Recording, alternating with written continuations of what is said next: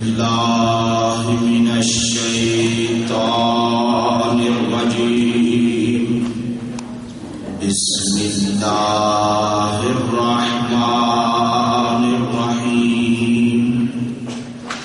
الحمد لله الذي هدانا لهذا وما كنا لنهتدي لولا أن هدانا الله.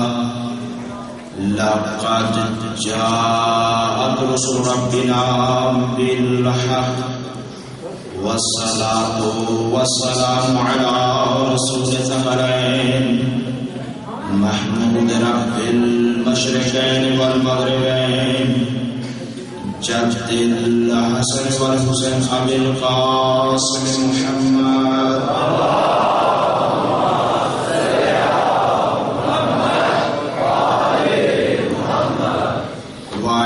الطيبين الطاهرين المعصومين لا سيما الإمام المبين والكافر الحسين وغياث المضطر المستقيم حجة الله على المخلوقين ووارث الأنبياء والمرسلين المنتظر المهدي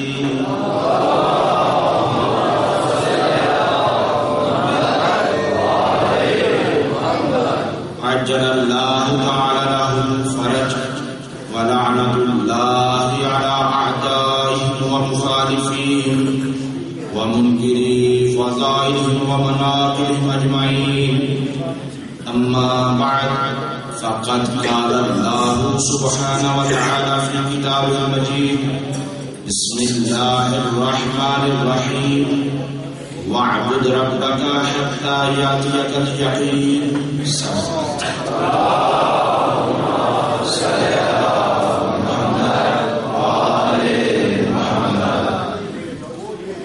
اللہ تعالیٰ سے ہم دعا گو ہیں پروردگار عالم جہاں کہیں بھی ذکر اہل بیت ہو رہا ہے سب تمام مومنین و مومنات کو اپنے حفظ و امان میں رکھیں اور جہاں کہیں بھی جس رنگ میں بھی مکاتب فکر میرے مولا حسین کو خراج عقیدت دینے کے لیے نکلے ہیں مولا حفظ و امان کے ساتھ ان کو واپس اپنے گھر تک پہنچائے. پروردگار عالم سے دعا کرتے ہیں رب ذوالجلال جو مریض ہیں بالخصوص جن کے لیے ابھی بھی دعا کی گئی ہے اور پھر مجھے بھی حکم ہوا تھا لہٰذا رب عزیز کے ہارٹ کی پرابلم اور دیگر بھی جتنے بھی مریض ہیں بیمار کربلا کے سلسلے میں سب مریضوں کو اللہ تعالیٰ شفا کاملہ عطا فرمائے. اور اسی طرح سے جن کے پاس اولاد نہیں ہے آج کی شب کے سلسلے میں شہزادہ علی اصغر کے سلسلے میں پروردگار عالم ان کو اولاد عطا فرمائے.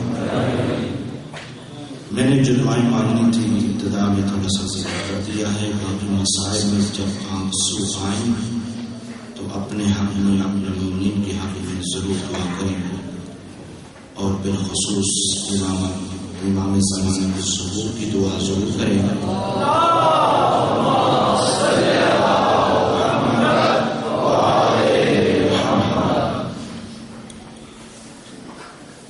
یہ اشرف محرم 1436 ہجری کا مرکزی امام بارگاہ احمد آباد میں آپ حضرات کے سوال کے حوالے ہے اور اس کی شب عاشور کی مجلس. میں تہ دل سے شکر گزار ہوں آپ سبھی حضرات کا فردن کہ جو حضرات روزانہ تشریف لاتے رہے اور ان حضرات کا بھی جو کسی بھی وجہ سے نہیں آ سکتے لیکن آج ضرور آئے ہیں. اور یہ درسگاہ اہل بیت ہے, درسگاہ امام حسین علیہ السلام ہے. یہ اس قدر ہمیشہ کھلا ہوا ہے سب مسلمان بھائیوں کے لیے بلکہ تمام انسانیت کے لیے بشریت کے لیے کیونکہ میرے مولا آقا نے قربانی جو عطا کی ہے جو قربانی پیش کی ہے وہ کسی خاص گروہ یا مکتب کے لیے نہیں ہے بلکہ پوری انسانیت کے لیے ہے۔ لہذا یہ در حسین ہے جو کھلا ہوا ہے پوری کائنات میں، آپ دیکھ رہے ہیں۔ میں بہت ہی سادہ انداز میں یہ کہنا چاہوں گا ان سادہ دو افراد کو کہ جو اپنی فکر کے اعتبار سے سادہ ہیں۔ دیکھیں یہ غم 1400 سال سے چل رہا ہے۔ ہر زمانے میں تاریخ جو آج آپ دیکھ رہے ہیں، تاریخ اس سے کہیں زیادہ سخت رہی ہے۔ آج کا وہ زمانہ اتنا نہیں ہے، اس سے زیادہ تاریخ سخت رہی ہے۔ اس کے باوجود ہر دور میں ہر جگہ پر مظلوم کی عزاداری ہوتی رہی ہے۔ کیونکہ اس کی وجہ کیا ہے؟ کیا ہم عزادار اس کی وجہ ہے؟ نہیں، ہرگز نہیں ہو سکتا۔ قرآن یہ کہتا ہے ہل جزاء الاحسان الا الاحسان، اچھائی کا بدلہ ہمیشہ اچھائی ہوتی ہے۔ اے حسین کربلا میں تو نے میرے ذکر کو زندہ کیا ہے، توجہ فرمائیں گے۔ اے حسین کربلا میں تو نے میرے ذکر کو زندہ کیا ہے، اب میں خدا ہو کر وعدہ کرتا ہوں تا روز قیامت اب تیرا ذکر زندہ رہے گا۔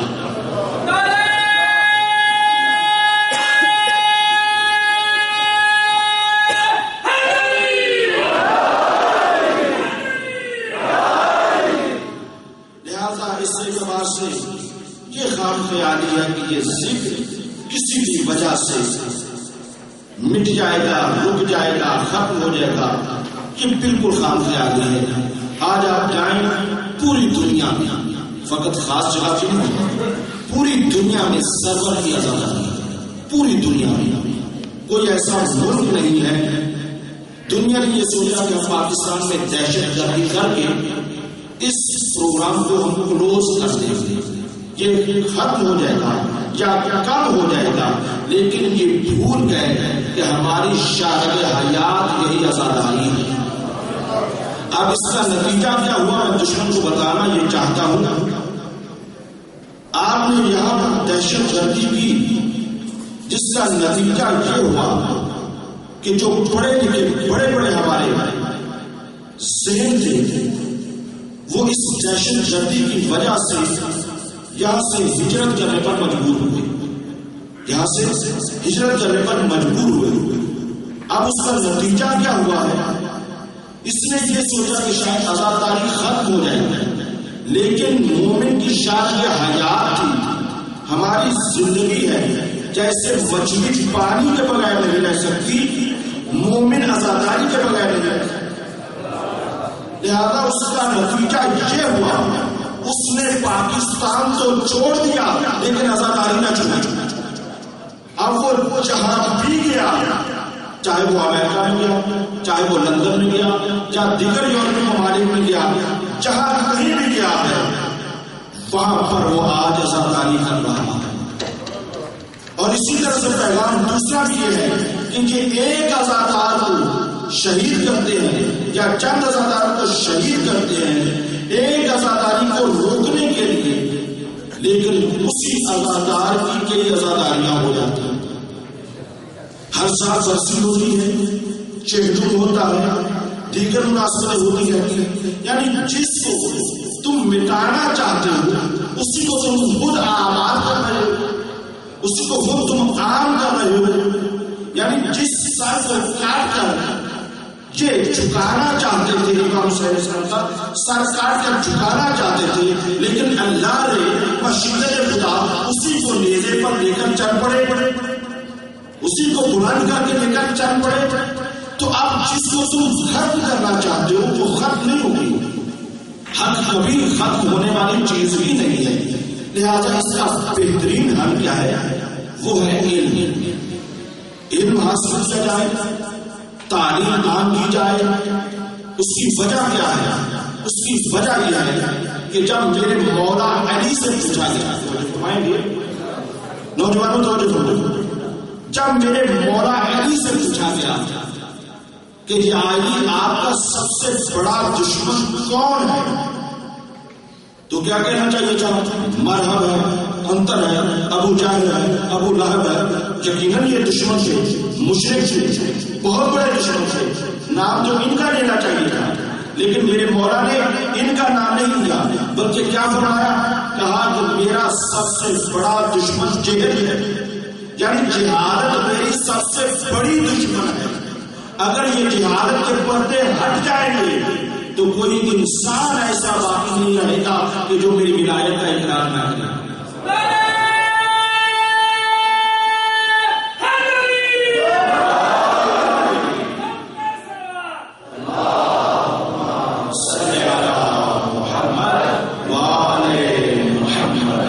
لہذا ہم یہی کہنا چاہیں گے، مشورہ ہے وہ یہ ہے کہ تعلیم کو عام کیا جائے، اپنے بچوں کو اعلیٰ تعلیم دی جائے.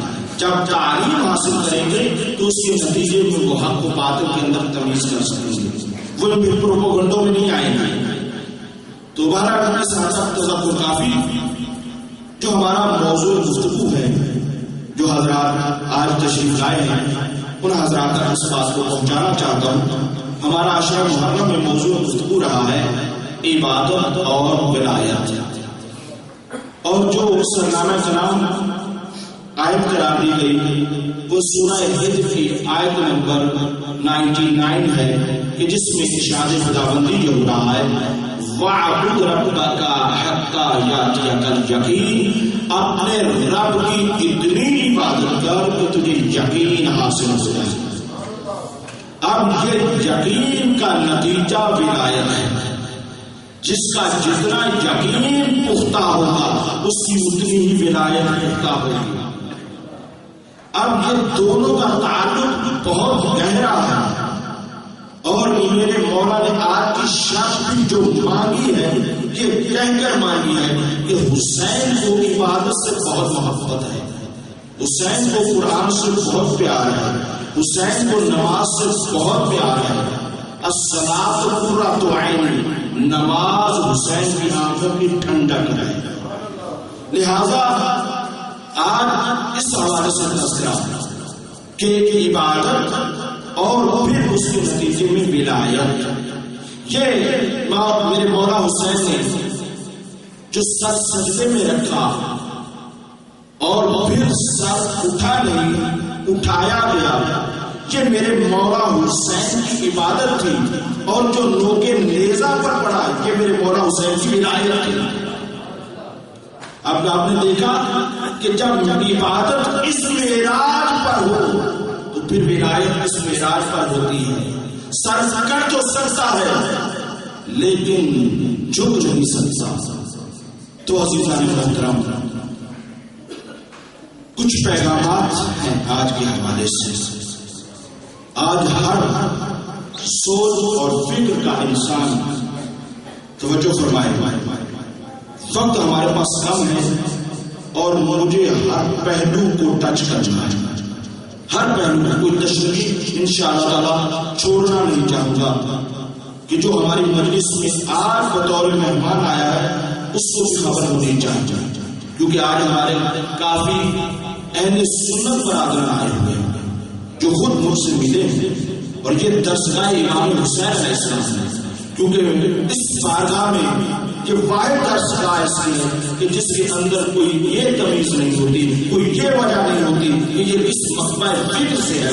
فقط ایک ہی ہے، وہ پرچم عباس کہ جو اس کے سائے میں آ جاتا ہے وہ حسین کہلاتا ہے، جو اس سے دور چلا جاتا ہے وہ یزیدی کہلاتا ہے.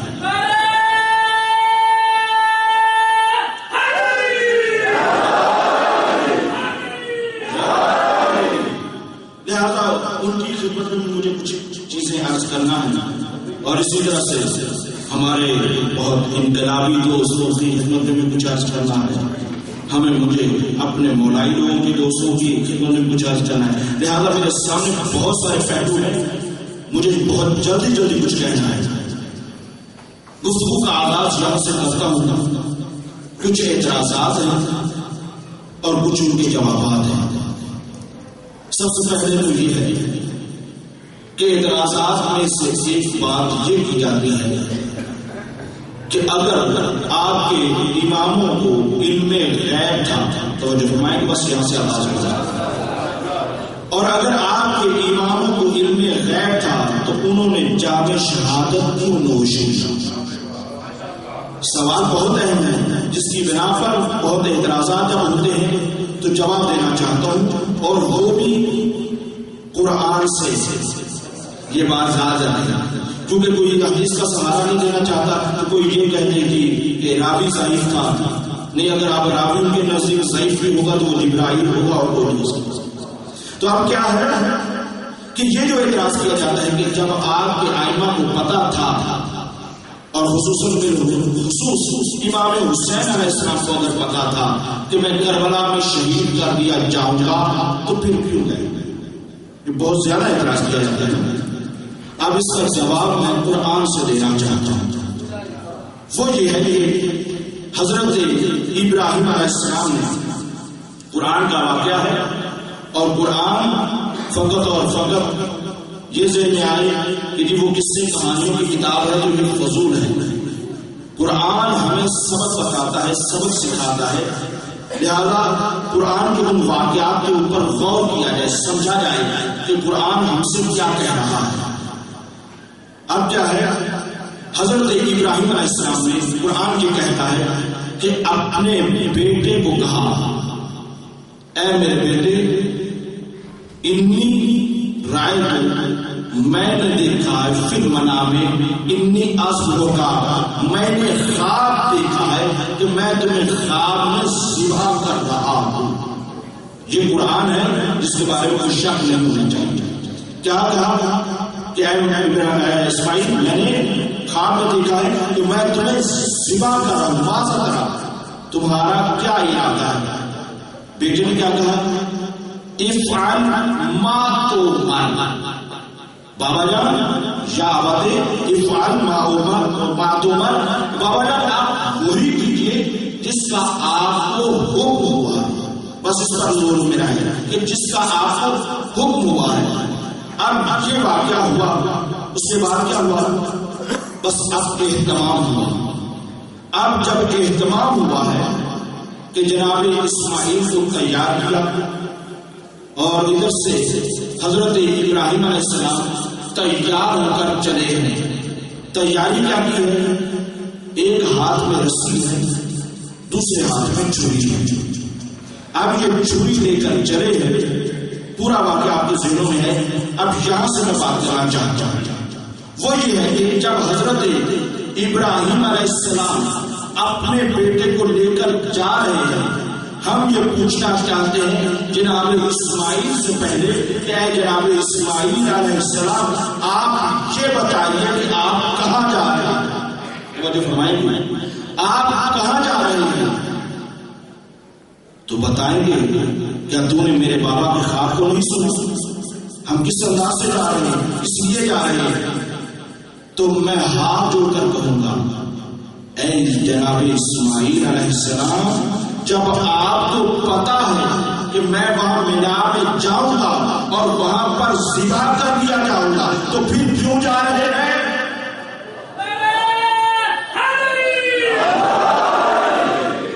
یعنی سوال یہ ہے، اور صحیح ہے یہ نہیں، جب حضرت اسماعیل علیہ السلام کو پتا ہے، کیونکہ بابا پہلے بتا چکے ہیں کہ میں نے یہ دیکھا ہے، اور ادھر سے جناب اسماعیل کی اجازت بھی دے چکے ہیں، اب یہ جو وہاں پر جا رہے ہیں اور یہی پوچھ رہے ہیں کہ جناب اسماعیل کو، میں سب مسلمان بھائیوں سے پوچھتا ہوں کہ جناب اسماعیل کو پتا تھا یا نہیں تھا؟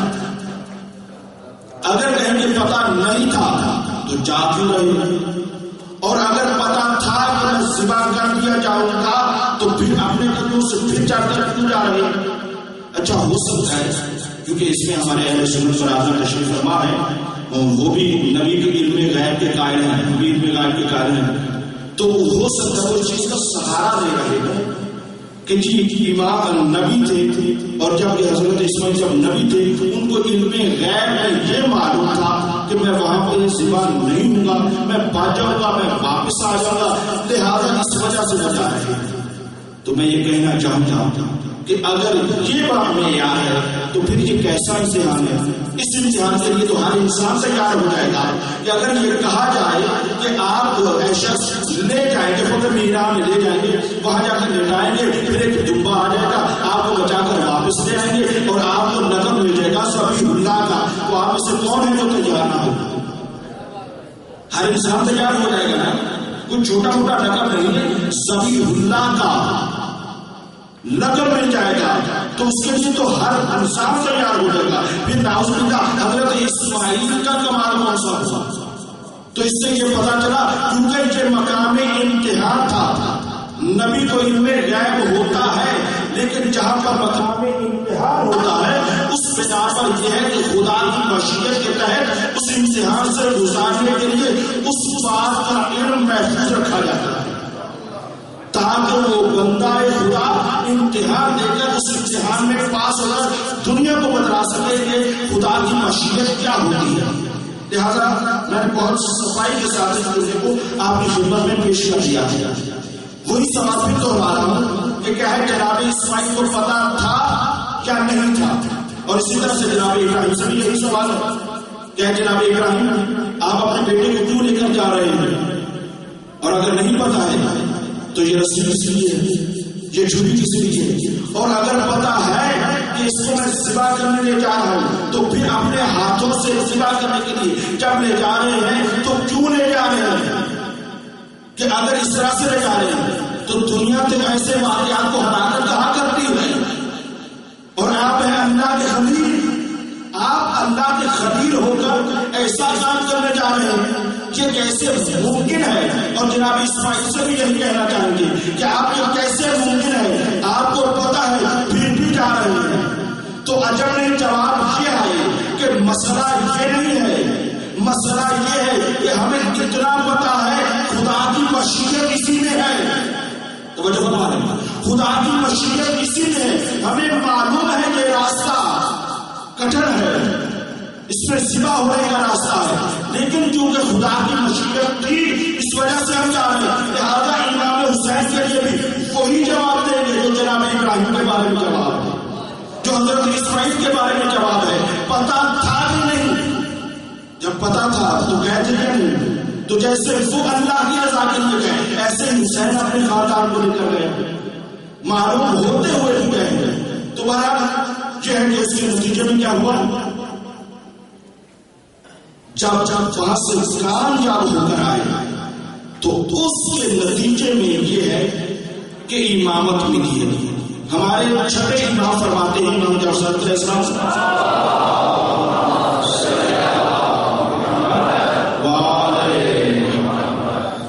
اللہ تعالیٰ نے جناب ابراہیم کو قبل اس کے نبی بنائے، اپنا عبد بنایا، اپنا خاص بندہ بنایا، اور پھر فرمایا کہ قبل اس سے اس کو رسول بنائے، اپنا نبی بنایا، قبل اس سے اس کو اپنا خلیل بنائے، اپنا رسول بنایا، قبل اس سے کہ اپنا امام بنائے، اس کو کیا خلیل بنایا ہے، اور آخری ڈگری کا نام ہے امامت، اور امامت اس کسی پر فائز ہوئے ہیں جب فائز ہو چکے، اور جب آخری قربانی، اور یہ کوئی معمولی قربانی نہیں تھی، جناب اسماعیل کی قربانی کرنا یہ کوئی معمولی نہیں تھی، لہذا اس کے نتیجے میں جب امامت ملتی ہے تو آپ نے ابتدا ظاہر محسوس کیا، ابتدا کہاں سے ہوئی؟ عبادت سے ظاہر ہوئی، پہنچے کہاں تک؟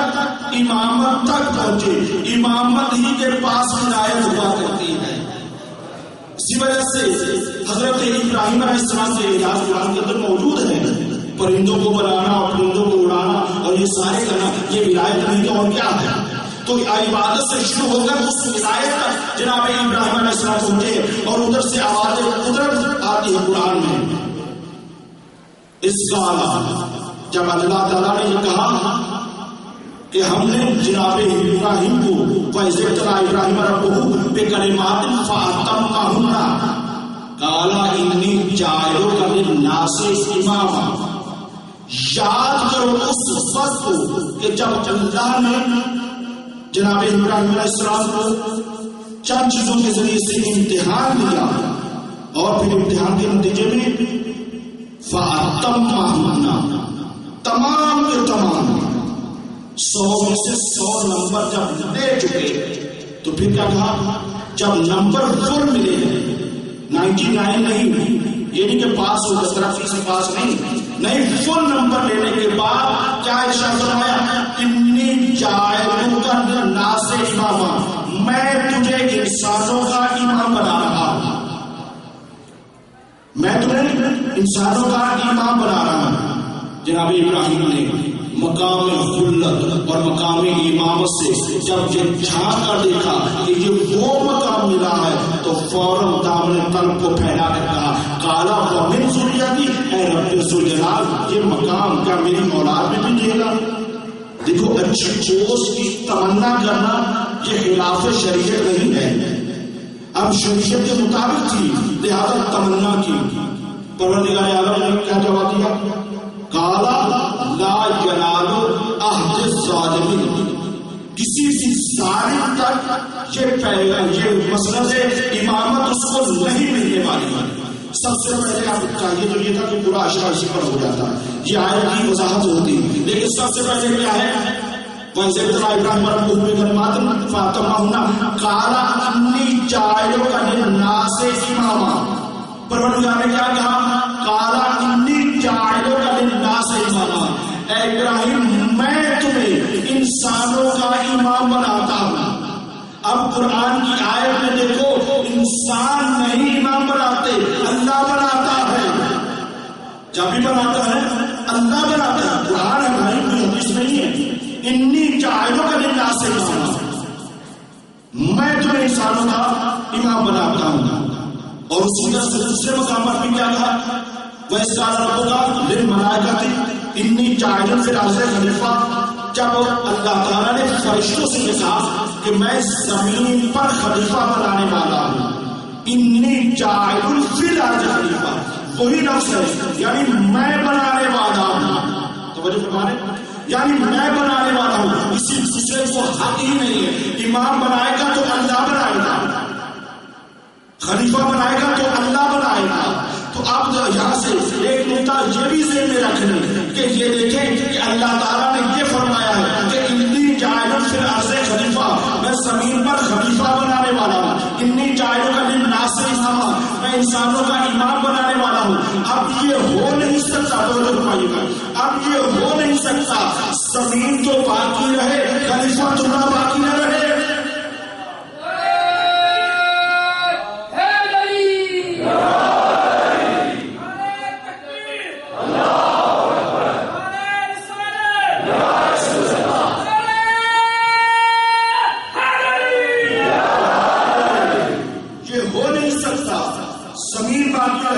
خلیفہ تو باقی نہ رہے، یہ ہو نہیں سکتا انسان رہے امام نہ رہے، یہ ممکن نہیں ہے۔ اب یہ ہے کہ یقیناً کوئی نہ کوئی ہادی ہونا ضروری ہے۔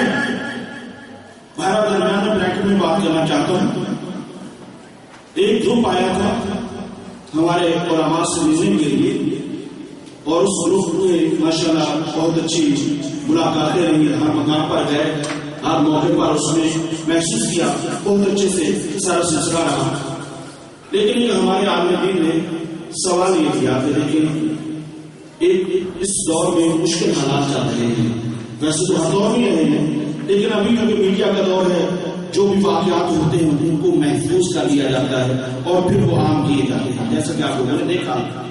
تو اس طرح سے ہوتا ہے، تو آپ دیکھیں ہر طرف ظلم ہو رہا ہے، ہر طرف عجیب و غریب سے حالات ہیں۔ تو اب یہ ہے کہ ایک بات کرتے ہیں، آپ بھی مانتے ہیں کہ امام مہدی آئے گا، توجہ فرمائیں، اور ہم بھی مانتے ہیں کہ امام مہدی آئے گا۔ فرق کیا ہے؟ فرق یہ ہے کہ ہمارے عقیدے کے مطابق وہ اس دنیا میں، ظاہری دنیا میں 15 شعبان کو آ چکے ہیں، ہمارا عقیدہ یہ ہے۔ مثلا آپ لوگوں کا عقیدہ یہ ہے کہ نہیں، وہ ابھی اس دنیا میں، ظاہری دنیا میں نہیں آئے، لیکن یہ ضرور ہے تمام ملت مسلمہ کا یہ اتفاق ہے کہ وہ آئیں گے ضرور۔ مسئلہ یہ کہ ابھی ظاہری دنیا میں آئیں گے یا نہیں، صرف اس میں اختلاف ہے، لیکن یہ سب مانتے ہیں کہ وہ ضرور آئیں گے۔ تو اب اتنے سخت حالات چل رہے ہیں، تو ہم ایسا نہ کریں کہ سب مل کر ایک امام مہدی بنا لیں. توجہ فرمائیں، ہم سب مل جاتے ہیں. عقیدہ آپ کا بھی ہے، عقیدہ ہمارا بھی ہے، ہم سب کا عقیدہ ہے کہ امام مہدی آئیں گے. آج مسلمانوں کے اوپر اتنی سختیاں ہو رہی ہیں، دہشت گردی کے الزامات لگ رہے ہیں، مشکلات سے گزر رہے ہیں، تو کیوں نہ ہو کہ ہم سب مسلمان بھائی بھائی مل کر ایک امام مہدی بنا لیں. جواب سنو تو کیا ہوگا؟ جواب آیا جی نہیں، ہم نہیں بنا سکتے. ہم سب مل کر، مسلمان سب مل کر ہم امام مہدی نہیں بنا سکتے. پوچھا کہ یہ امام مہدی ہے کون؟ کہا یہ رسول خدا کے آخری جانشین ہے. اس کے بعد کوئی خلیفہ خدا نہیں آئے گا، کوئی رسول کا خلیفہ نہیں بنے گا، کوئی امام نہیں بنے گا. یہ اللہ تعالیٰ کی طرف سے آخری حجت ہے، یہ آخری خلیفہ رسول ہے. تو کہا کہ ہم مل کر بنا لیتے. کہا کہ مل کر نہیں بن سکتا. تو ہمارے مولانا صاحب نے ادب سے یہ کہا کہ یہ کیوں نہیں سوچ لیتے کہ جب آخری نہیں بن سکتا تو پہلا کیسے بنا لے گا؟ جب ہم آخری اتنے کروڑ مسلمان سب مل کر نہیں بنا سکتے. چلے خانہ کعبہ میں ہاتھ پہ اس موقع پر ورنہ تو آپ دیکھیں کہ آج جو کربلا میں تعداد ہے دنیا میں کہیں نہیں ہے، پوری دنیا میں نہیں ہے. آپ حالات بھی دیکھ رہے ہیں، لیکن اس کے باوجود صرف ایک ہی جملہ کہہ رہا ہوں کہ دنیا سن سے توجہ فرمائیں گے، یعنی ایک جملے کے اندر کہہ رہے ہیں دنیا سن سے سمٹ رہی ہے. کربلا عدل سے پھیل رہی ہے، ہر مقام پر پھیل رہی ہے. تو بس یہاں سے صرف اتنا ہی کہنا تھا کہ جب بھی بنائے گا اللہ بنائے گا، امت نہیں بنا سکتی. تو یہ ہے کہ امام بھی اللہ بنائے گا اور خلیفہ بھی اللہ بنائے گا. اب یہاں سے آگے بڑھتے ہیں جہاں ابراہیم علیہ السلام کا چیپٹر کو یہاں کلوز کر رہا ہوں. حضرت موسیٰ علیہ السلام درود پڑھ دو محمد.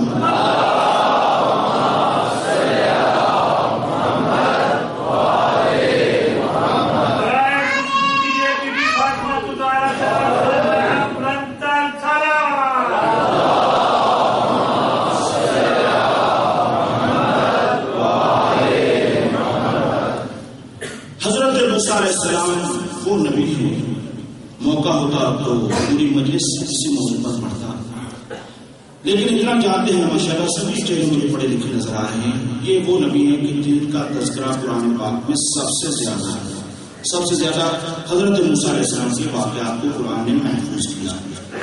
بہرحال حضرت موسیٰ علیہ السلام کے متعلق پس منظر یہ ہے کہ نجومیوں نے فرعون کو یہ خبر دی تھی کہ تمہاری بادشاہت میں ایک بچہ پیدا ہونے والا ہے جو تمہاری بادشاہت کو ختم کر دے گا.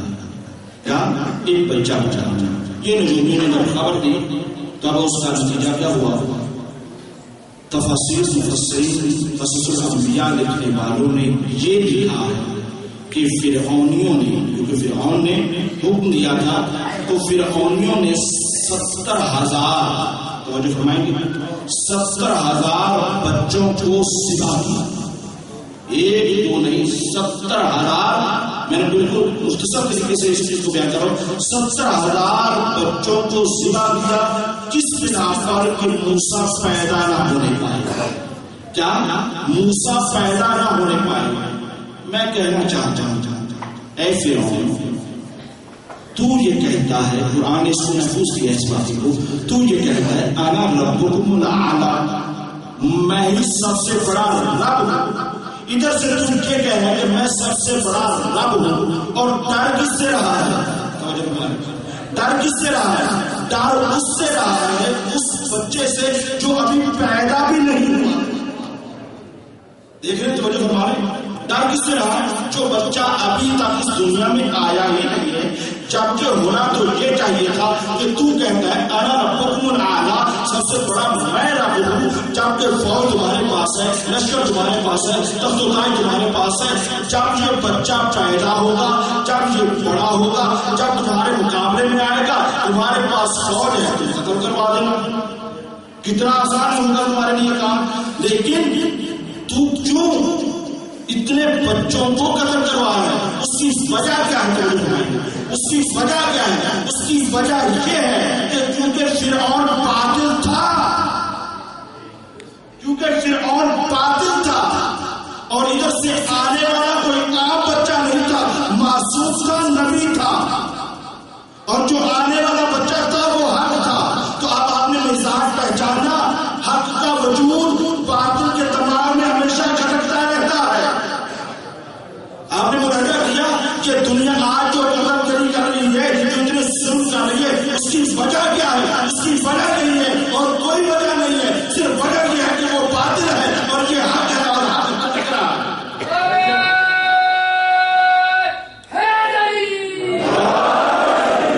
اسی وجہ سے کہہ دیتے ہیں کہ مجلسوں میں نہیں جاؤ، یا مجلسے بند کر دو، یا مجلسوں کو محدود کر دو، یعنی مختلف ہتھ کنڈے استعمال کیے جاتے ہیں۔ ہم یہ کہتے ہیں کہ تمہارے پاس اتنا سب کچھ ہے، تو بہرحال یہ ہے کہ ڈر کس سے رہا تھا؟ اس بچے سے کہ جو ابھی پیدا بھی نہیں ہوا۔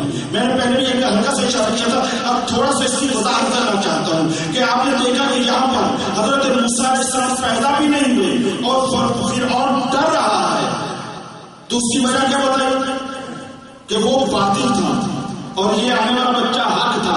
تو میں یہی کہنا چاہوں گا، اے یزید، تمہاری تو حکومت اتنی بڑی ہے کہ جہاں پر آپ دیکھیں، میں نے آج پہلے بھی کیا تھا، صرف اشارہ بھی کر رہا ہوں کہ تمہاری یزید اتنی بڑی حکومت ہے جتنی فرعون کی تھی، اتنے ہی زمین کے خطے پر تمہاری بھی حکومت ہے، لیکن تم کیوں مسجد ہے کہ آئے حسین میری بیعت کرے؟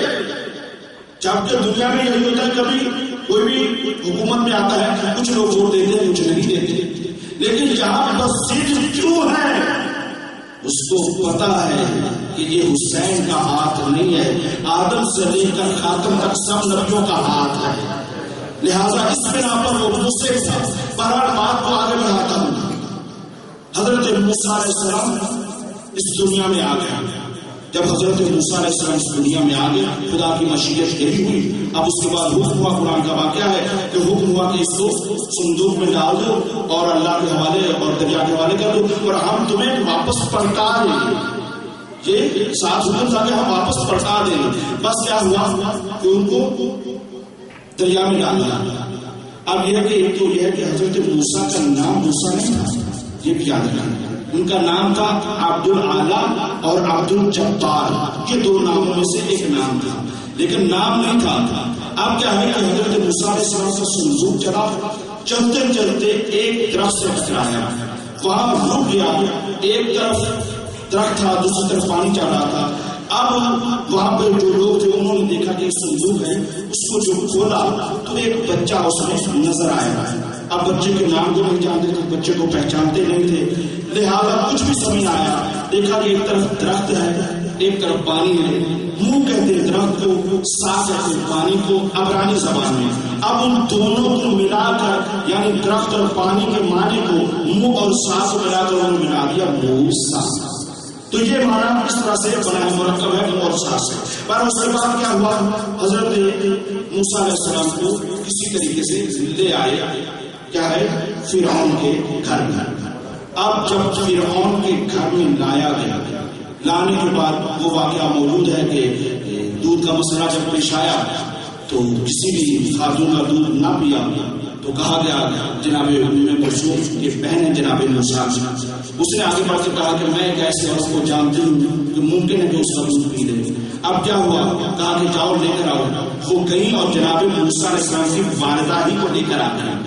اب جب واپس لے کر آئی، ادھر سے جناب موسیٰ اپنی ماں کی گود میں آ گئے اور ادھر سے اللہ کا وہ وعدہ پورا ہو گیا کہ ہمارا وعدہ تھا واپس پہنچا دیں گے۔ میں ماں بہنوں آپ سے یہی کہنا چاہتا ہوں کہ آپ مدرسوں میں اپنے بچوں کو بھیجا کریں، اللہ تعالیٰ کا انشاءاللہ تعالیٰ وعدہ پورا رہے گا۔ تو بہرحال آگے بڑھتا ہوں۔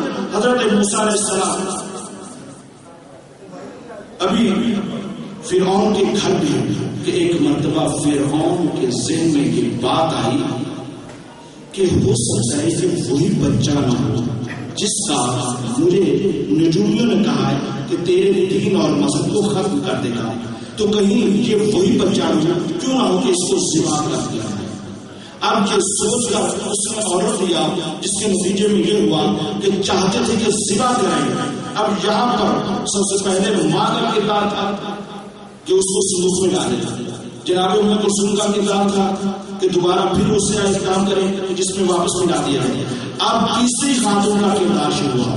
دیکھیں اسلام میں خواتین کا کردار، تاریخ میں خواتین کا کردار. اب تیسری بیوی کا کردار شروع ہوا جب فرعون نے یہ چاہا جناب موسیٰ کو قتل کر دیا جائے. اب جب یہ ارادہ کر چکا ایک مرتبہ جناب آسیہ آگے بڑھی اور آگے بڑھ کر یہ کہا، جناب آسیہ بچوں کو یہ بیان کر رہا ہوں، جناب آسیہ فرعون کی بیوی تھی. یہ اللہ تعالیٰ کی مشیت ہے کہ ادھر سے ایسا کم وقت ہے کہ جو اللہ کے مقابلے میں بڑھ کر بیٹھا ہوا ہے اور اس کے گھر میں ایسی بیوی ہے کہ جو 5 عظیم ترین ہستیاں ہیں بیویوں میں، ان میں سے ایک بیوی یہ ہے حضرت حوا، حضرت آسیہ، حضرت مریم، حضرت خدیجہ اور حضرت فاطمہ الزہرا.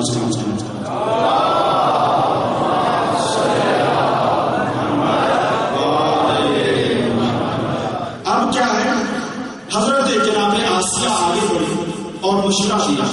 کیا کہا کہ اس بچے کا امتحان لو، اگر یہ بچہ عام ہوا تو یہ امتحان میں پاس ہو جائے گا اور اگر یہ خاص ہوا تو فیل ہو جائے گا. کہا کیا کریں؟ کہا کہ ایسا کرو کہ ایک طرف آگ کا انگارہ رکھو، ایک طرف یاقوت رکھو. توجہ فرمائیں گے، ایک طرف یاقوت رکھو اور ایک طرف آگ کا انگارہ رکھو. اگر یہ عام بچہ ہو جائے تو اس کو کیا پتا کہ آگ کیا ہوتی ہے، یاقوت کیا ہوتا ہے. یہ جائے گا آگ کا انگارہ اٹھائے گا اور کیا ہے کہ جل جائے گا اور ہمیں پتا چل جائے کہ یہ آگ کا بچہ ہے. لیکن اگر یہ آگ کی طرف نہ گیا، یاقوت کی طرف گیا، تو اس کا مطلب یہ ہے کہ یہ خاص بچہ ہے، اس کو پتا ہے کہ آگ کیا ہوتی ہے، لہٰذا یہ یاقوت کی طرف جا کر اپنے آپ کو بچا لے گا. کہا کہ ایسے امتحان کر لو. اب ایسا ہی ہوا، امتحان لیا گیا. جناب موسیٰ علیہ السلام کو چھوڑا گیا. حضرت موسیٰ علیہ السلام آگے بڑھے اور کیا ہے کہ آگ کے انگارے کو اٹھایا، اپنی زبان میں رکھا. توجہ فرمائیے گا، اپنی زبان میں رکھا. بتایا یہ جاتا ہے کہ ہاتھ بھی چل گیا، جناب موسیٰ علیہ السلام کی زبان بھی چل گیا. لیکن دیکھو توجہ، یہاں پر 2 باتیں میرے سامنے آ رہی ہیں. ان میں سے پہلے یہ کرنا چاہتا ہوں کہ یہاں پر کیا ہے، جناب آسیہ علیہ السلام نے یہ جو واقعہ کیا ہے، یہ جو مشورہ کیا ہے، میں یہ پوچھنا چاہتا ہوں تمام مفسرین سے، قرآن سے مجھے یہ بتائیں کہ جناب آسیہ نے یہ جو کیا ہے حضرت موسیٰ علیہ السلام کے لیے. لیکن مجھے یہ بتاؤ کہ پوری تاریخ سے تمام مفسرین مل کر یہ بتائیں کہ جناب آسیہ نے کب جناب موسیٰ کا کلمہ پڑھا تھا. تو جو ہمارے جناب آسیہ نے کب موسیٰ علیہ السلام کا کلمہ پڑھا تھا. تو دیکھنا یہ ہوگا کہ کوئی کبھی کبھی اس انداز سے بھی دیکھا جاتا ہے جناب آسیہ نے جناب موسیٰ کا کلمہ نہیں پڑھا تھا. اگر تم سوال یہ کرو گے کہ جناب آسیہ نے کب جناب موسیٰ کا کلمہ پڑھے گا، تاریخ تمہارے منہ پر تماچا مار کر یہی کہے گی جو نبی کو بچائے اس سے کرنے کی تاریخ نہیں پوچھی جاتی.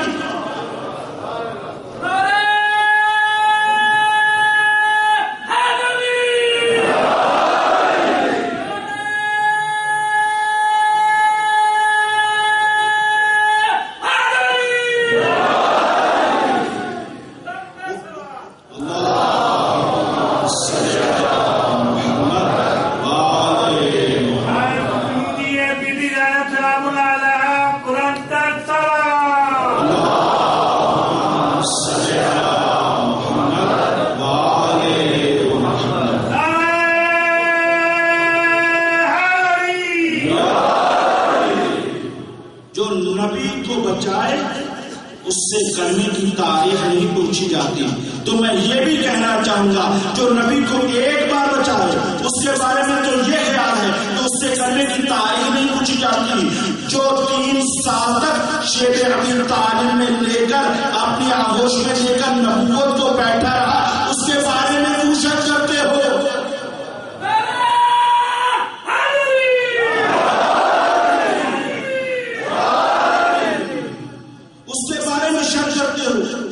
اور پھر دیکھیں دعوت ذوالعاشرہ سب نے سنی ہے نا.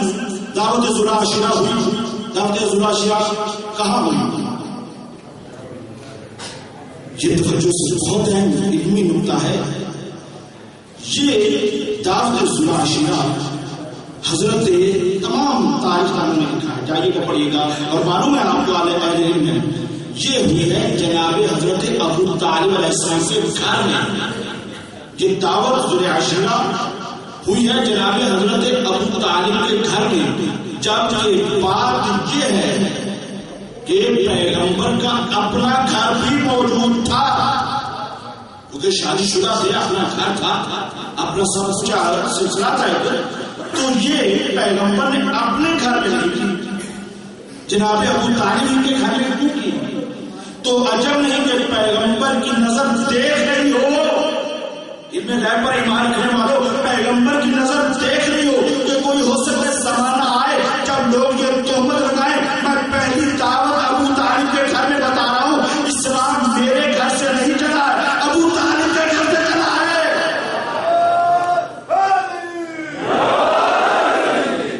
میں اللہ کا نبی ہوں لیکن میں آیا ہوں، لیکن گھر ابو طالب کا ہے. ابو طالب کے گھر سے یہ سلسلہ کیا ہوا؟ دعوت دی گئی. یہاں پہ بہت بڑی بات کرنے جا رہا ہوں. کیا ہوا؟ دعوت دی گئی. آپ نے سنا ہے واقعہ بہت مشہور و معروف ہے کہ لوگ آتے کھانا کھاتے اور جب جناب عبداللہ جب حضرت پیغمبر صلی اللہ علیہ وسلم کھڑے ہو کر کوئی بات کرنے لگتے تو اس وقت لوگ اٹھ کر چلے جاتے ہیں.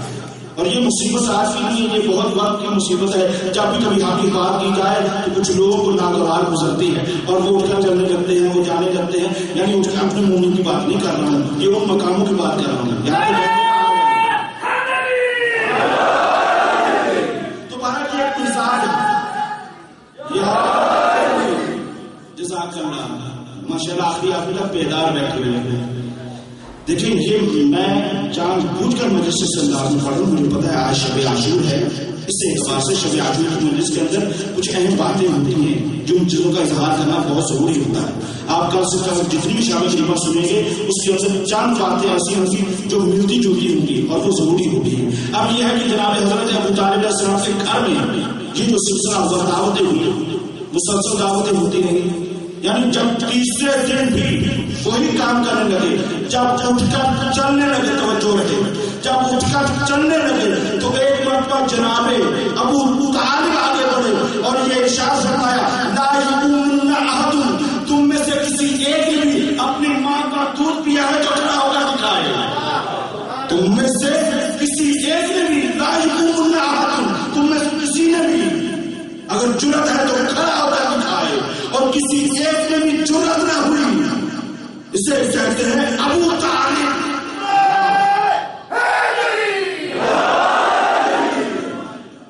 اور پھر ایک مرتبہ جب ابو جہل نے کوئی ایسی گستاخی کی تو پھر کیا فرمایا اس جعفر، اے بھینڈے خبردار، یہ وہی لڑکا تھی جو ایک مرتبہ جناب زید نے دربار میں کھڑے ہو کر کہا تھا، اس کو چکر توڑا تھا، اے ہمارے غلاموں کے آزاد کرتا، تم خاموش ہو کر بیٹھ جاؤ. یہ خون ابو طالب ہے. اللہ، یہ خون ابو طالب تھا جو دعوت ذوالعشیرہ سے بولا. یہ خون ابو طالب تھا جو علی کے روح میں آیا، کبھی حسن بن کر آیا، کبھی حسین بن کر آیا. اور اسی طرح سے آج بھی ایک ابو طالب کا نام ہے جو پتہ ہے کہ بیٹھا ہوا اور وہاں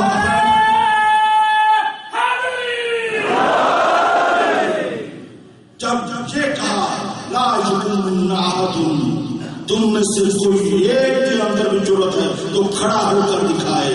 سب بیٹھ گئے. آپ جانتے ہیں نا کہ جب انسان غصے میں ہوتا ہے تو پیار سے بات کرنا بہت مشکل ہوتی ہے. جب انسان غصے میں آ جائے، جلال میں ہو، ادھر سے جناب ابو طالب کا آپ نے جلال دیکھا، میرا تو کوئی جلال نہیں تھا بھائی، جلال تو جناب ابو طالب کا تھا، وہ دیکھنے والا تھا، لیکن بصیرت سے ضرور دیکھا ہوگا. جب ایک مرتبہ جناب ابو طالب نے یہ کہا ہوگا تو کتنے جلال میں ہوں گے. ارے چورا جلال میں ہو، باپ کس کا ہے؟ جناب علی کا باپ ہے نا. تو بارہ یہ ہے کہ اتنے جلال میں ہوں گے، ادھر سے اتنے جلال میں، اتنے غصے میں، لیکن ایک مرتبہ مخاطب ہو کر فرماتے ہیں قدم جعفر علی.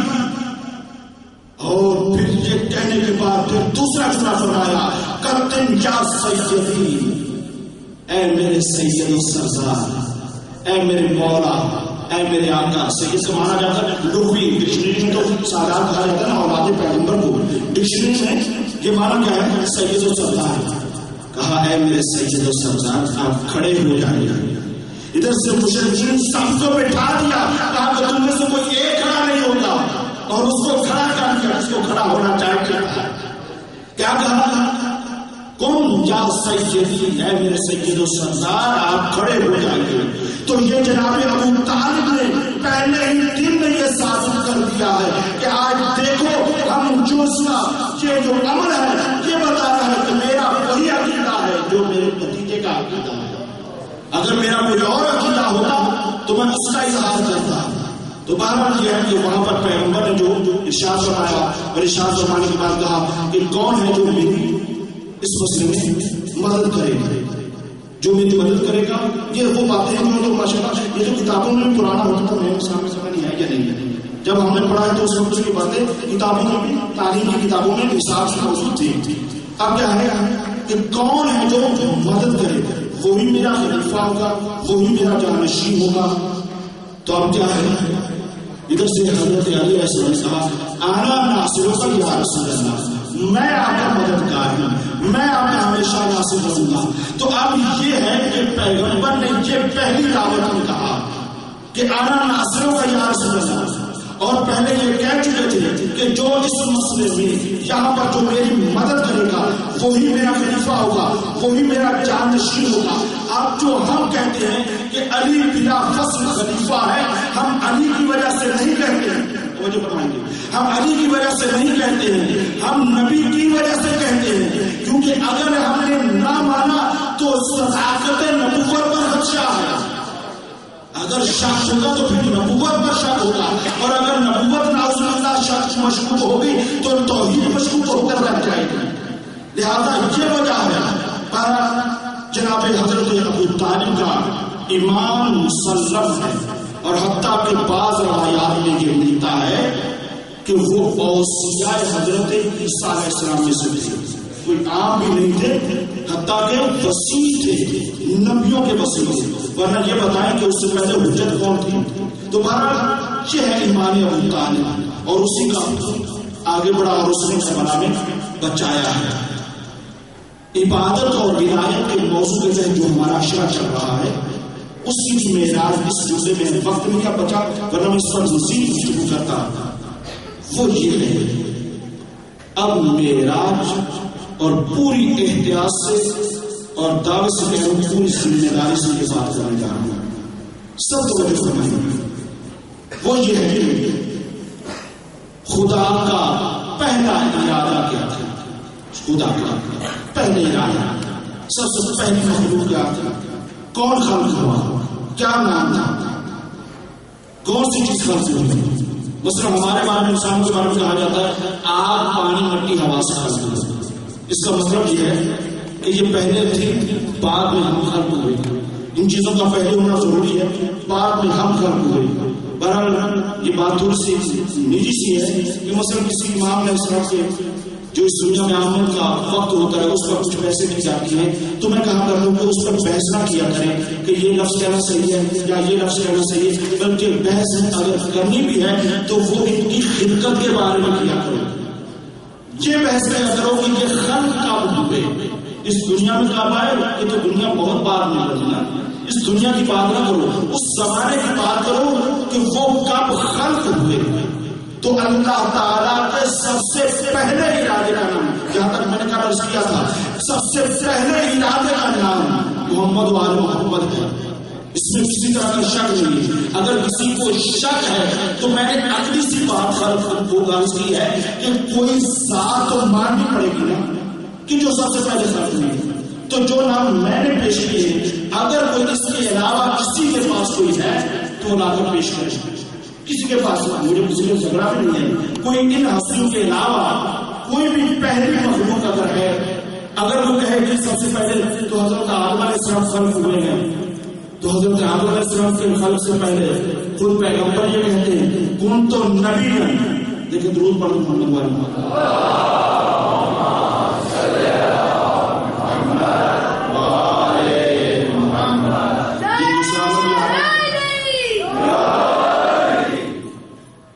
دے دیجیے میرے علم پاک کو ویوستھا دیجیے. نعرہ تکبیر، اللہ اکبر، نعرہ تکبیر، اللہ اکبر، نعرہ رسالت یا رسول اللہ، نعرہ رسالت یا رسول اللہ.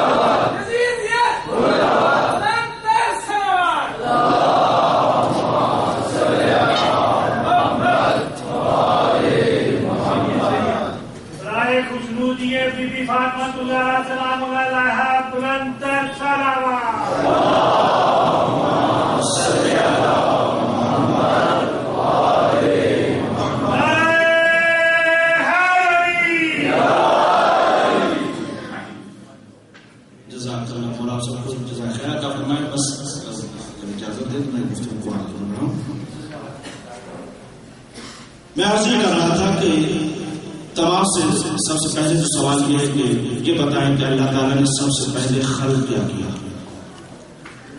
کچھ نام ہم نے بتائے ہیں. ہم نے عرض کیا ہے کہ محمد و آل محمد کو خلق کیا گیا ہے، لیکن اگر کوئی بس ہو بھی تو ہماری کھلی بات ہے کہ وہ ہمیں لا کر ان لوگوں کے نام بتا دے، اس ذات کا نام بتا دے، ان ہستیوں کا نام بتا دے کہ یہ نہیں یہ خلق ہوئے ہیں.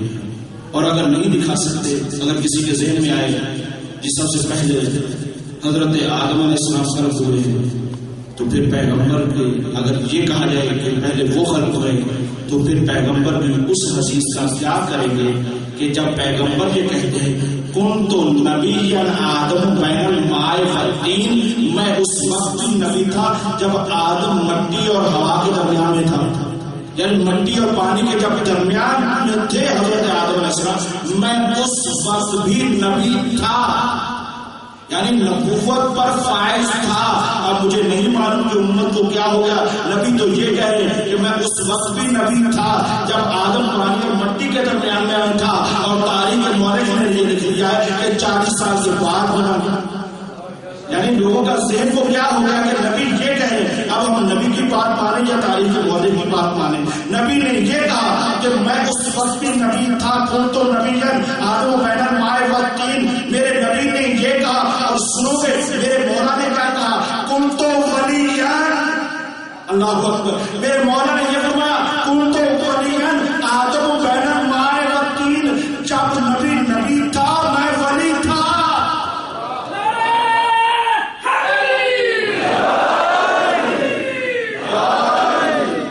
نبوت اور ولایت کا تعلق بہت گہرا ہے، اور یہ نبی جو ہے جب اس کا تعارف کروایا جاتا ہے تو یہ کہہ کر تعارف کروایا جاتا ہے سبحان الذی اسریٰ بعبدہ من المسجد الحرام الی المسجد الاقصی الذی، پاک ہے وہ ذات جو لے گئی اپنے نبی کو نہیں، رسول کو نہیں، اپنے عبد کو لے گئی. تو یہ سلسلہ جو عبادت سے شروع ہوا تھا ولایت تک گیا ہے. اب پہچانا کہ کتنا عبادت اور ولایت کا گہرا تعلق ہے. تو یہ ہے کہ اس وقت بھی میں نبی تھا. اب یہ کہ گفتگو کرنی ہے تو ان کی خلقت کے بارے میں. تو سب سے پہلے ارادے کا نام اہل بیت ہے. اب وہ وعدہ پورا کروں کہ جو میں نے کہا تھا کہ بتانا ہوگا کہ ولی کی پاور کتنی ہے، ولی کے پاس کنٹرول کتنا ہوتا ہے، وہ ہے. اب یہ ہے کہ لیکن ایک تو یہ بھی عرض کر دوں کہ ولی لفظ ایک ہے. میں نے عرض کیا تھا، یاد ہوگا کتنے معنی کیے تھے، بتائے تھے 27 معنی. لیکن ولایت کے اعتبار سے یہ لفظ ایسے ہی ہے جیسے نور. نور کیا ہے، میں نے عرض کیا تھا نا، نور یہ اگر 100 پاور کا لگا دیتے تو اس کو کیا کہتے ہیں، نور. اگر 1000 پاور کا ہو نور، سورج ہو تو نور. لیکن یہ کیا ہے، لفظ نور استعمال ہوتا ہے، روشنی لائٹ استعمال ہوتی ہے، لیکن سب کا برابر نہیں ہے. اب کوئی یہ نہ سوچے کہ ہم نے تو فلاں دربار پر بھی لکھا ہوا دیکھا ہے ولی اللہ، تو یہ بھی ولی ہے اور علی بھی ولی ہے، تو پھر فرق کیا ہو گیا؟ تو یہی ہے جب خواجہ امیر سے پوچھا گیا کہ جیسے کہ آپ بھی ولی ہیں اور وہ بھی ولی ہیں تو پھر فرق کیا ہوا؟ آپ بھی اللہ کے بنے، وہ بھی بنے، کیا فرق ہوا؟ تو انہوں نے پلٹ کر جواب دیا، لوگوں کے ذہن کے مطابق جواب دیا، کہا کہ تمہارے علاقے میں کسان وہ بھی ہیں، توجہ فرمائیں گے، کسان وہ بھی ہیں جن کی گندم اپنی ہوتی ہے، ذمہ دار ہیں، زمینوں کے مالک ہیں، اپنی ہوتی ہے، وہ کیا کھاتے ہیں؟ گندم۔ کہا وہ جو مزارے ہوتے ہیں، جو وہاں کام کرنے والے ہوتے ہیں، کہا وہ کیا کھاتے ہیں؟ کہا کہ وہ بھی گندم۔ کہا وہ بھی گندم کھاتے ہیں، یہ بھی گندم کھاتے ہیں، دیکھنے میں تو ایک ہی گندم ہے۔ کہا نہیں سرکار، ان کی اپنی ہوتی ہے، اللہ اکبر، ان کی اپنی ہوا کرتی ہے۔ فرمایا ایسے ہی ہے، علی کی ولایت اپنی ہے، ہماری سے مانگی ہوئی ہے۔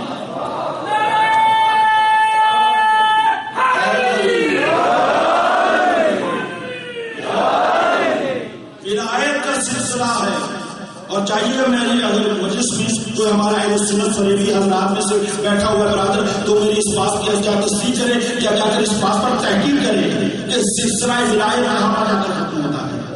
اس سلسلے کو پورا تعلیم کیا جب پڑھا جائے، جا کر کتابوں میں دیکھیے گا کہ یہ سلسلہ ولایت ہے، خلافت کا کہیں بھی جا کر ختم کرے، لیکن ولایت کا سلسلہ علی پر جا کر ختم ہوتا ہے۔ یہ علی کی حقانیت کی بات ہے۔ ہمارا یہ ہے کہ ولایت کے پاس پاور، یہ بات ہوتا ہے، اس کے بارے میں تو کوئی شک نہیں ہے کہ آتی کہاں سے، یہ تو طے کہ اللہ سے ہی آتی ہے، کسی اور کے پاس سے نہیں آتی، لیکن آتی کیسے ہے اور کتنی آتی ہے۔ اب یہاں پہ ایک فلسفے سے گفتگو ہے، فلسفے کی اصطلاحیں، ایک ہے قابل، ایک ہے قابل اور ایک کہتے ہیں فاعل۔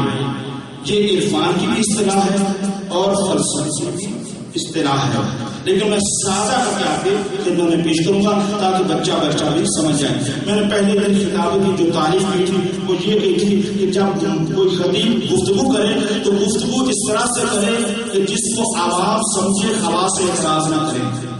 یہ کتابوں کی تعریف ہے، اب اسی کو میں استعمال کرنے جا رہا ہوں۔ قابل کسے کہتے ہیں اور فاعل کسے کہتے ہیں؟ قابل کہتے ہیں قبول کرنے والے، کسی چیز کو کوئی چیز قبول کرتا ہے اس کو کیا کہا جاتا ہے؟ قابل۔ اور فاعل کہتے ہیں کسی چیز کو انجام دینے والے کو، جو کسی چیز کو انجام دیتا ہے اس کو فاعل کہا جاتا ہے۔ یہ عرفان کی اور فلسفے کی اصطلاح ہے۔ اللہ فاعل ہے، اس میں کوئی شک ہے کسی کو؟ اللہ ہر چیز کا بنانے والا ہے، اللہ تعالیٰ ہر چیز کا عطا کرنے والا ہے، اللہ فاعل ہے۔ جب اللہ فاعل ہے تو اب سوچ کر بتاؤ کہ قابل کون ہے؟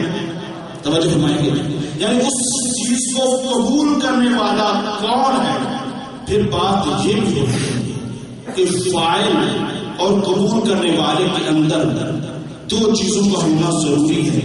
جب دو چیزیں ہوتی ہیں تو نتیجہ کیا نکلتا ہے؟ اگر لینے والے کے اندر مکمل صلاحیت ہو لینے کی، توجہ فرمائیں گے اس جملے پر میں بہت توجہ چاہتا ہوں، جب لینے والے کے اندر قابلیت صلاحیت ہو لینے کی تو جتنی بھی اس کی قابلیت ہے وہ تمام قابلیت کو بروئے کار لاتے ہوئے وہ سب کچھ لے لیتا ہے۔ جو کچھ اس کے اندر جتنی بھی قابلیت ہے وہ سب قابلیت کو استعمال کرتے ہوئے لے لیتا ہے۔ اور فاعل کی فاعلیت جتنی مضبوط ہوتی ہے، جتنی پاورفل ہوتی ہے، اتنا ہی وہ عطا کر دیتا ہے۔ توجہ فرمائیں گے، بہت گہری بات، یعنی کیا کہ لینے والے کا ظرف جتنا پاکیزہ ہوگا، اتنے الفاظ بدل رہا ہوں، جتنا پاکیزہ ہوگا، جتنی استعداد ہوگی اتنی وہ چیز کو لے لے گا، اور دینے والا جتنا غنی ہوگا، جتنا قابل ہوگا، وہ بخیل نہ ہو، کنجوس نہ ہو، جاہل نہ ہو، تو جو کچھ اس کے پاس ہے وہ عطا کر دیتا ہے۔ تو جو فرمائے اب فاعل کی فاعلیت تام ہو، یعنی مکمل کمپلیٹ جو چیز ہوتی ہے وہ ہو۔ اب بتاؤ کہ خدا کے اندر جہالت ہے کہ وہ جانتا نہیں ہے کیا دینا ہے کیا نہیں دینا؟ وہ جانتا ہے، کیا خدا نعوذ باللہ بخیل ہے؟ ایسا تو نہیں کہ ہم سے اگر 5 روپے مانگے تو ہم 2 روپے لے کر کہہ دیں بھائی معاف کرو اتنے ہی. خدا غنی ہے، اس کے پاس ہر چیز ہے. اب ان اللہ علی کل شیء قدیر ہے یا نہیں ہے؟ ہر چیز پر قدرت رکھنے والا ہے یا نہیں؟ اب کوئی کہہ سکتا ہے کہ اللہ اس چیز پر قدرت رکھتا تھا تو دے دی، اس چیز پر قدرت نہیں رکھتا تھا تو نہیں دی ہے. توجہ فرما رہے ہیں؟ کیا ایسا ممکن ہے؟ خدا نعوذ باللہ چاہر بھی نہیں ہے، عاجز بھی نہیں ہے، بخیل بھی نہیں ہے. تو جب فاعل کی فاعلیت تمام ہو، تو بس جب فاعل کی فاعلیت تمام ہو اور قابلیت کی قابلیت تمام ہو تو اس کا فرضی طور پر نتیجہ یہ ہوتا ہے کہ جتنا دیا جا سکتا ہے وہ سب دیا جائے اور جتنا لیا جا سکتا ہے لیا جائے. تو آپ مجھے سوچ کر بتاؤ، اللہ سے بڑھ کر کوئی فائدہ کام ہو نہیں سکتا. توجہ ہر بندے کی، اللہ سے بڑھ کر کوئی فائدہ کام ہو نہیں سکتا اور محمد سے بڑھ کر کسی کا ظرف پاک ہو نہیں سکتا. کسی ظرف کے اندر اتنی پاکیزگی نہیں ہے، اتنی استعداد نہیں ہے، اتنی قوت نہیں ہے کہ وہ سب کچھ دے سکے. تو اب فائل کی فائلیت جب تام ہو، قابل کی قابلیت تام ہو تو اب جو کچھ بھی ہے وہ سب کچھ دے دے گا کہ سب کچھ لے لے گا. اب شک نہ کرنا کہ یہ کر سکتا ہے یہ نہیں کر سکتا.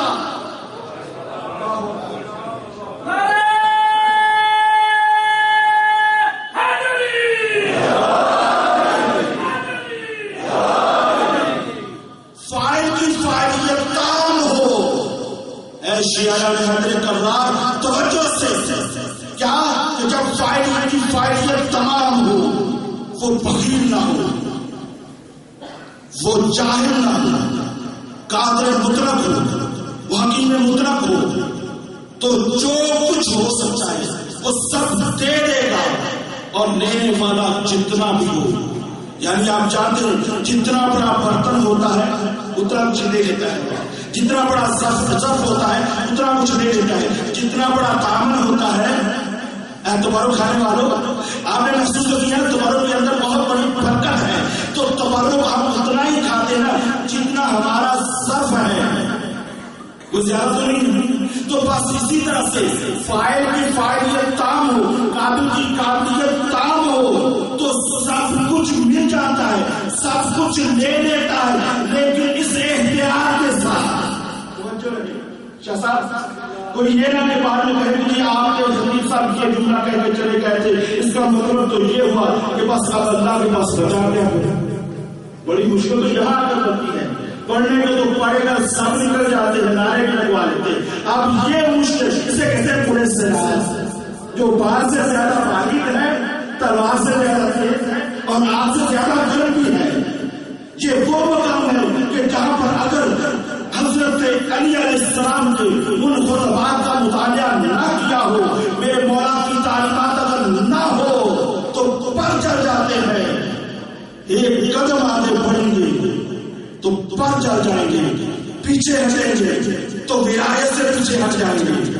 اس مقام پر اللہ اللہ رہے، علی علی رہے. توجہ یہ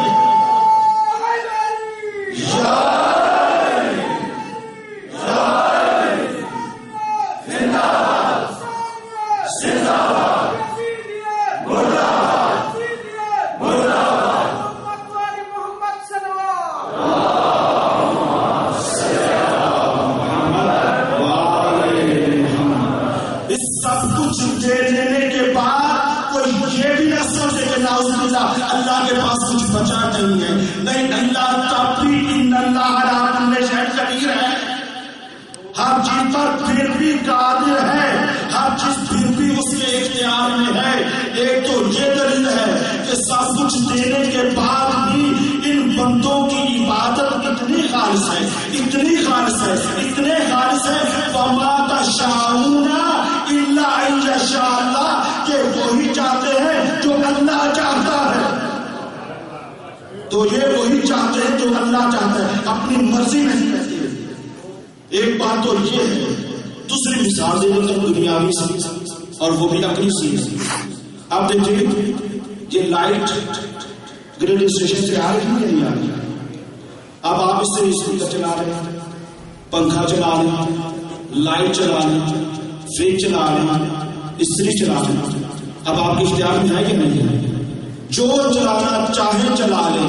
آپ کے گھر میں میٹر لگا ہوا ہے, آپ جو چاہے چلا لیں. لیکن آپ کہہ سکتے ہیں کہ میرے گھر میں اب بجلی آ گئی ہے, اب گریڈ اسٹیشن سے کوئی تعلق نہیں ہے.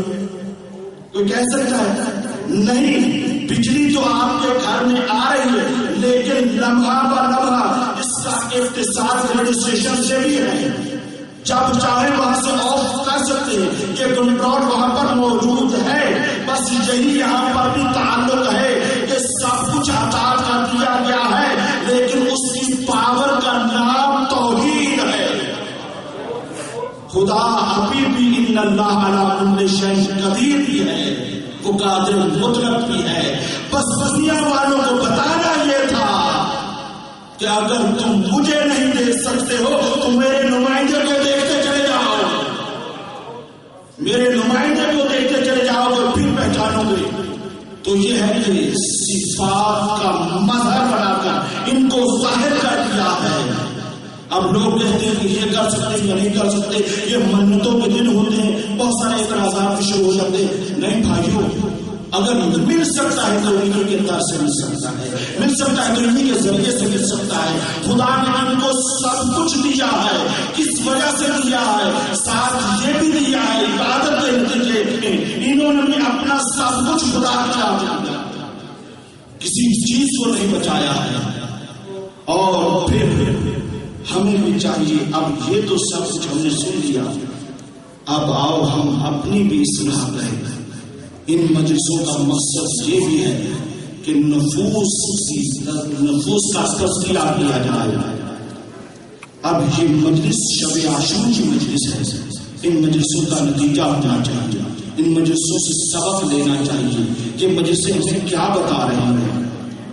میرے مولا نے اس شخص کے اندر, میں ابھی مسائل پڑھ رہا ہوں, اس شخص کے اندر میرے مولا نے چند کام انجام دیے. ایک تو یہ کہا سب سے پہلے کہ جناب حضرت عباس علیہ السلام سے کہ جاؤ اور عمر ابن سعد سے یہ کہو کہ مجھ کو عبادت سے بہت محبت ہے, لہذا ہمیں ایک شخص کی مہلت دی جائے. یہ کہا, لیکن در حقیقت لفظ یہ تھے کہ مہلت دی جائے. جب کہ میرے مولا مہلت لے نہیں رہے تھے, دے رہے تھے کہ ابھی بھی سوچو کہ تم کل کیا کرنے والے ہو, اور اس کے نتیجے میں ہوا بھی کیا. یہ تو آپ سنتے رہتے ہیں کہ حضرت اور ادھر سے آیا. نہیں, میں ابھی پڑھ کر بھی آیا ہوں, پہلے پڑھا ہوا تھا, ابھی پھر پڑھ کر آیا ہوں کہ جب شب عاشور تھی اور میرے مولا آقا کے اصحاب تلاوت قرآن پاک کر رہے تھے اور ان کی آواز ایسے تھی جیسے شہد کی مکھیوں کی آواز ہوتی ہے. یہ حالات دیکھ کر عمر ابن سعد کے 32 سپاہی, ایک نہیں فقط حضرت وہ نہیں آئے, 32 سپاہی عمر سعد کے لشکر سے کٹ کر حسین کے لشکر میں آ گئے. ابھی حضرت زہیر کا واقعہ تو آپ نے سنا ہے نا کہ حضرت زہیر جب مکہ سے جاتے تھے تو کنارہ کشی کرتے چلے جا رہے تھے, لیکن میرے مولا چن چن کے جا رہے تھے. جس کے اندر ذرا بھی استعداد حق تھی ان کو اکٹھا کیا. تو دیکھا آپ نے کہ یہ مقام ہے اور یہاں سے پھر سبق لینا